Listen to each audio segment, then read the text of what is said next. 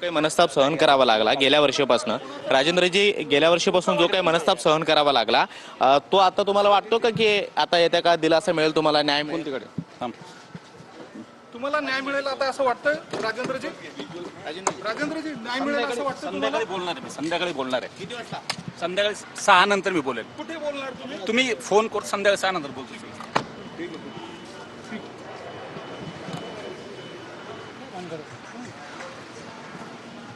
तर खराच्या बोंदुगिरीला बळी पडलेले आता समोर येत आहेत। जासुदानी यांनी त्यांच्यासोबत जे घडलेलं होतं ते सगळं सांगितलेलं होतं, कशा प्रकारे भक्तांना मंदिराच्या पाठीमागे हा भोंदू खरात घेऊन जायचा, त्यानंतर नेमकं काय काय व्हायचं या सगळ्याचीच माहिती जासुदानी यांनी दिलेली होती।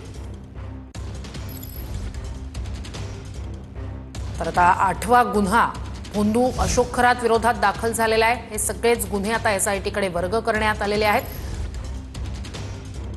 तर खराच्या बोंदुगिरीला बळी पडलेल्या राजेंद्र जासुदानी यांनी नकली सापाचा किस्सा सांगितलाय। खरात भक्तांना अवतार पूजा आणि नागदेवतेचं दर्शन घडवण्याच्या बहाण्यानं मंदिराच्या पाठीमागे घेऊन जायचा असं राजेंद्र जासुदानी यांनी सांगितलंय। हातातले तांदूळ पडू देऊ नका, अन्यथा नागदेवता दंश करेल असंही सांगायचा। खरात रिमोटवर चालणाऱ्या नकली सापाला पुढ्यात आणायचा अशी माहिती राजेंद्र जासुदानी यांनी दिली आहे। तर सरकारवाडा पोलीस ठाण्यात या संदर्भात सगळा गुन्हा दाखल आहे। त्या गुन्ह्यातला हा तपशील समोर आलाय।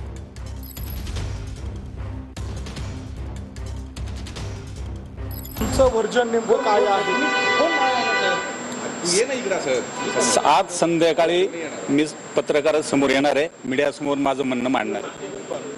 एकूणच तुमच्या विरोधात त्यांनी गुन्हा दाखल केलेला होता, आता तुम्ही त्याच्या विरोधात दाखल केलेला आहे। तुमच्या पैशांची त्याने लूट केलेली आहे, नेमकं काय करत होता तो संध्याकाळी मी सर्व सविस्तर तुम्हाला सांगणार आहे। आज संध्याकाळी मी मीडियासमोर येणार आहे।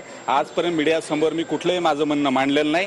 मला कोर्टातून ऑर्डर होती की या संदर्भात कुणाशी चर्चा करायची नाही। आज संध्याकाळी मी येणार आणि तुम्हाला सर्व सविस्तर त्याची माहिती देणार आहे। तुम्ही आधी तुमच्या विरोधात गुन्हा दाखल झाला होता हां, आणि नंतर मी आज जामीन मिळाला होता ना? जामीन मिळालेला आहे। संध्याकाळी मी तुम्हाला सविस्तर सर्व सांगतो। मला कुठलंही नाही, मी स्वतःहून येणार आहे, तुम्हाला बोलतो, संध्याकाळी सांगतो। याच्यामध्ये तुम्हाला वाटतं की आता न्याय मिळायची सुरुवात झालेली आहे या सगळ्या प्रकरणात? हो, संध्याकाळी बोलतो सर, मी संध्याकाळी बोलतो सर।